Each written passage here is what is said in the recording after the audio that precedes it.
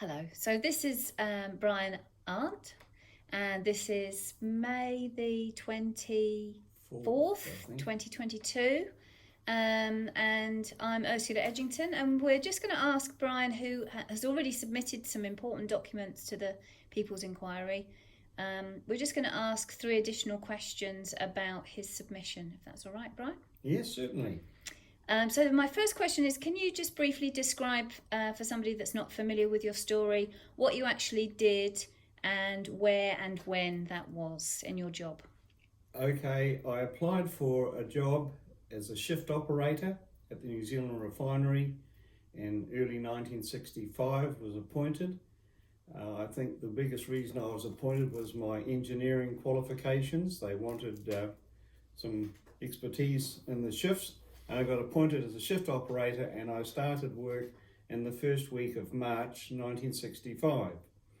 There was a short induction training period, which I went through quickly, and within 2 weeks I was appointed to a shift, happened to be C shift at the refinery.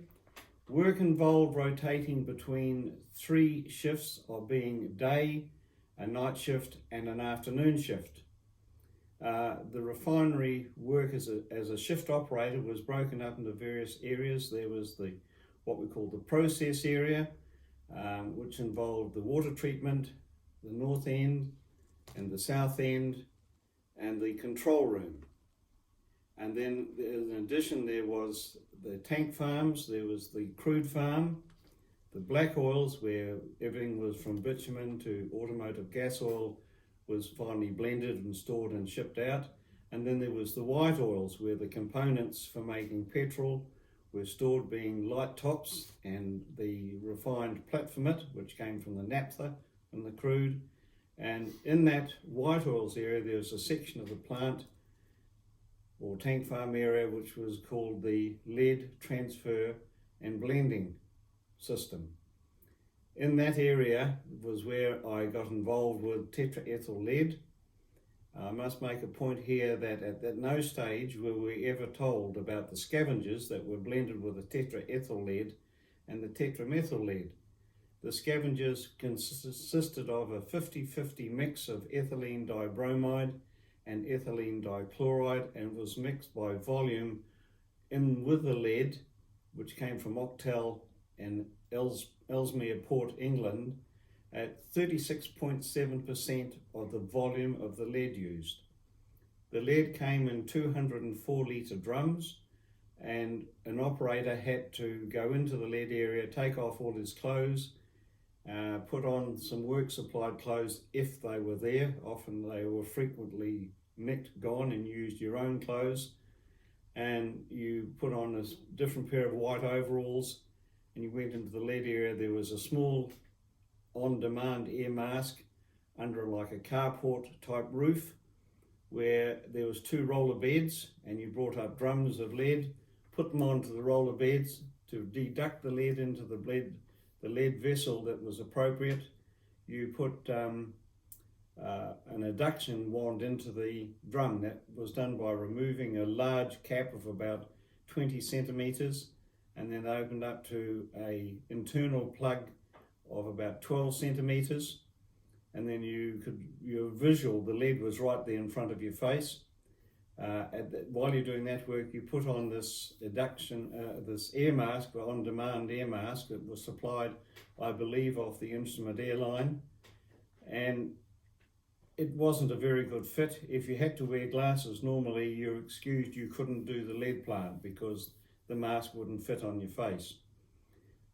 So you started the process going. I was able to transfer at least 50 drums per shift, which equated to some 10 tonnes of organic lead and scavenger mix into the appropriate vessels. At the end of the shift, you shut everything down, had a shower, put your own clothes on or change your clothes back, and then that was the end of the shift. Frequently I was called back to do extra shifts because there was a shortage of younger guys to work on the lead transfer. I would estimate I did probably 4 shifts a month, and I worked there for 10.5 years. Then we also had to go back into the lead blending tank area system when we were blending petrol. And that was a manifold of valves to open up, manual valves, and you just went in your normal overalls with leather gloves, or most time you didn't wear the leather gloves, they were just valve handles. These, in hindsight, were all contaminated with lead fumes. It would have been all over the plant. Mm-hmm. That was blended into the final blend tanks, and then frequently we had to sample these tanks and bring samples into the lab. There was no health safety gear used when sampling the tanks. You got the leaded petrol on your hands, it was on your dip tapes, sample gear. That just got dried off and put back in your own personal locker. Everyone had their own gear. This work went on for years and years and years. I also was involved the first time a tank got cleaned. I was somewhat alarmed, and at the time I asked the tank operations manager why the cleaners had to have such special gear on that I'd never seen before. And there was a satisfactory answer given that we couldn't have the risk of guys getting drunk on petrol fumes inside the tank. I noticed after about a year of work, I was finding problems with psychotic dreams, got a bit irritable, a bit upset stomach. I was starting to get some balance issues. I say it discreetly, I was becoming sexually dysfunctional. And at the end of 1965, I woke up one morning to find my wife bleeding in bed. She said I'd beaten her up in my sleep. I still remember that dream to this day and still occasionally get it where I'm trying to defend my family and I can't shift my arms or hands to fight. That's very sad, Brian. Thank you for sharing that with us. You did mention about the benefit of hindsight whilst you were working for those 10 or so years. When was it and why was it, do you think, that you realised the full extent of what the impact was of your exposure to these chemicals?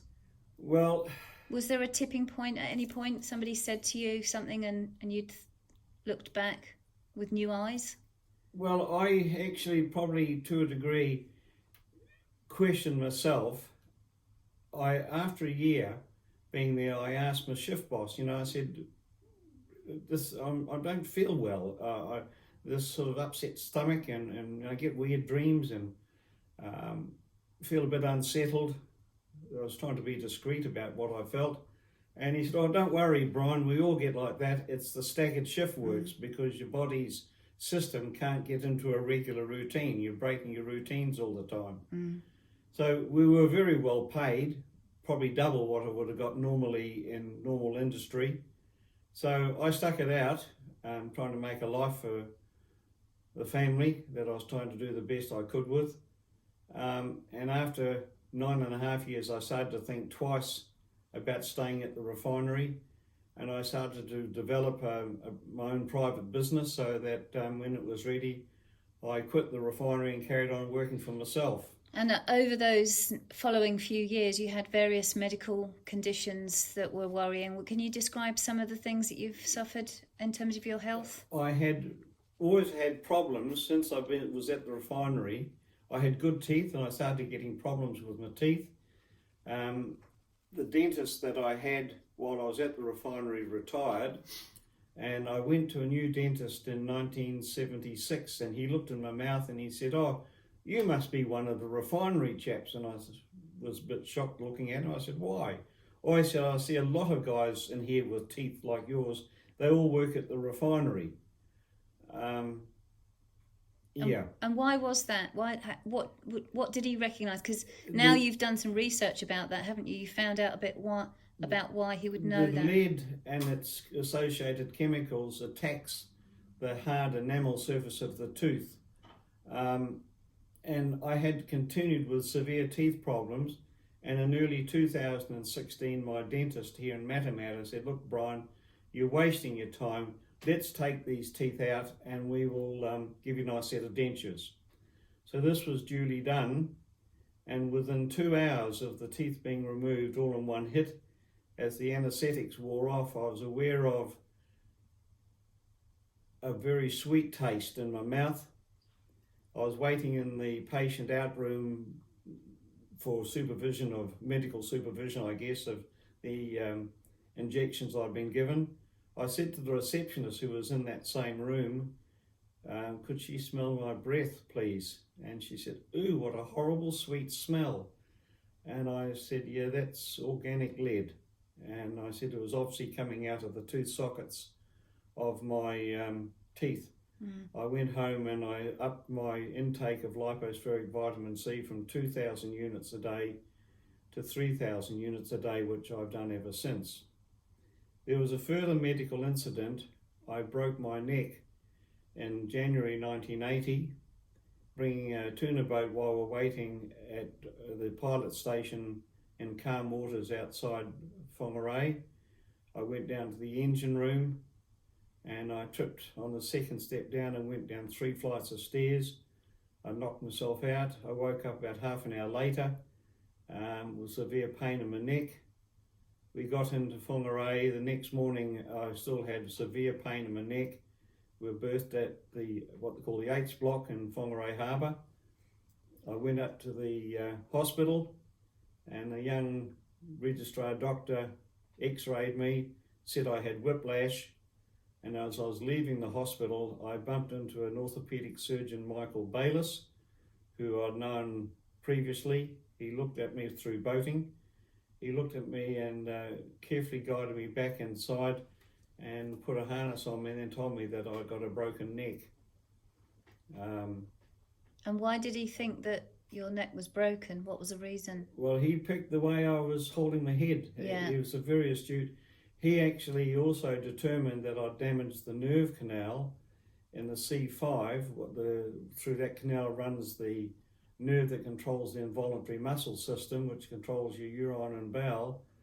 And he put me onto psyllium. That's spelled P-S-Y-L-L-I-U-M. It's a powder.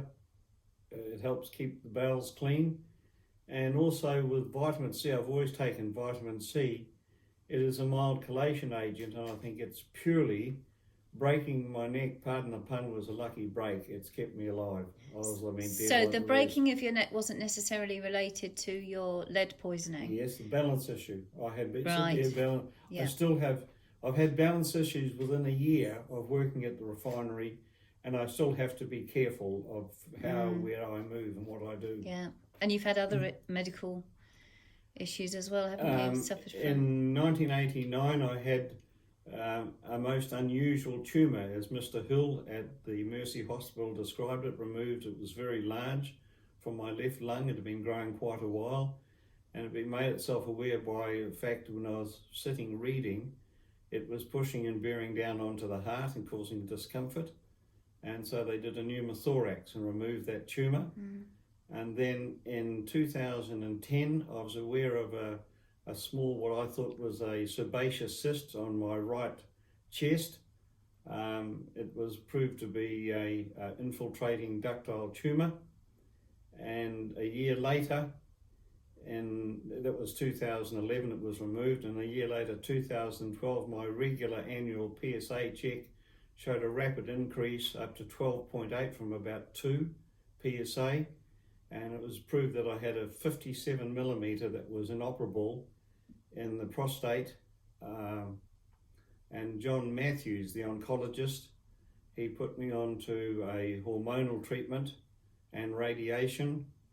And at that stage, I went from the regular vitamin C I was using in May 2012. Steve Marish, my doctor I'd walked with, put me onto lipospheric vitamin C, 2,000 units a day.